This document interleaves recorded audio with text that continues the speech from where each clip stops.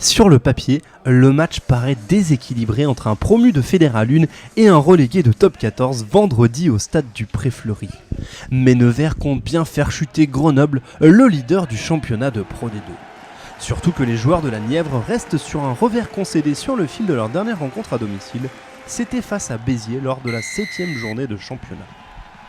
Le pied de l'arrière Loïc Legal permet à Luçon de rapidement mener au score, même si en face, David Mellet réplique, côté grenoblois, 3 partout après une demi-heure de jeu.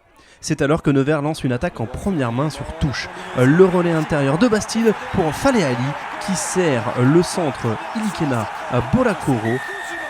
Bolakoro vient marquer le premier essai du match, son premier essai personnel cette saison.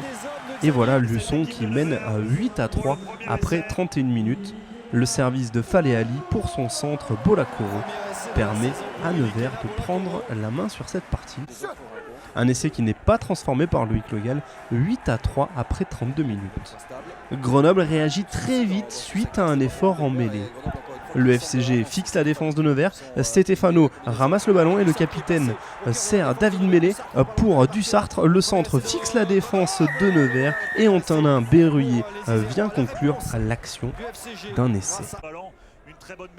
Après le départ de Stéphano, le service de Mellet pour Dussartre qui rebondit sur la défense de Nevers, crée un point de fixation et le troisième ligne Berruyer qui vient conclure. Cet essai est transformé par David Mellet. À la pause, le FCG mène ainsi 10-8 sur le terrain de Luçon. Au retour des vestiaires, tout reste encore possible entre les deux équipes qui naviguent dans des profondeurs différentes dans ce championnat de Pro D2. David Mellet donne 5 longueurs d'avance sur pénalité au FCG avant que Loïc Legal ne punisse à 2 reprises l'indiscipline iséroise et permette à Nevers de repasser devant à 14-13 à l'heure de jeu. Les deux équipes se rendent alors coup pour coup. Le FCG fait entrer son banc pour tenter de faire la différence. Dupont accélère, relais ne Saceras qui veut faire jeu derrière lui. Raitsuke est à la faute.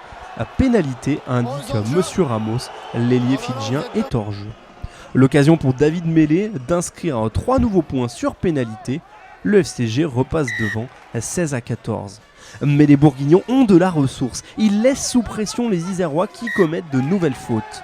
Loïc Legal a 2 munitions et passe l'une d'entre elles à 17-16 en faveur de Luçon. À l'arrière de Luçon réalise un 4/6 sur ses coups de pied. À 17-16, un point seulement d'écart, Grenoble peut encore renverser la tendance. En toute fin de partie, le FCG tente ainsi le drop de la victoire par David Mellet, mais son coup de patte passe à gauche des perches. Les Nivernais peuvent exulter. Ils renouent avec la victoire dans leur enceinte du Pré-Fleury et inscrivent 4 points importants dans la course pour le maintien. En face, le FC Grenoble concède seulement son 2e revers de la saison après sa défaite à Montauban et repart tout de même avec un bonus défensif important pour la suite de la saison.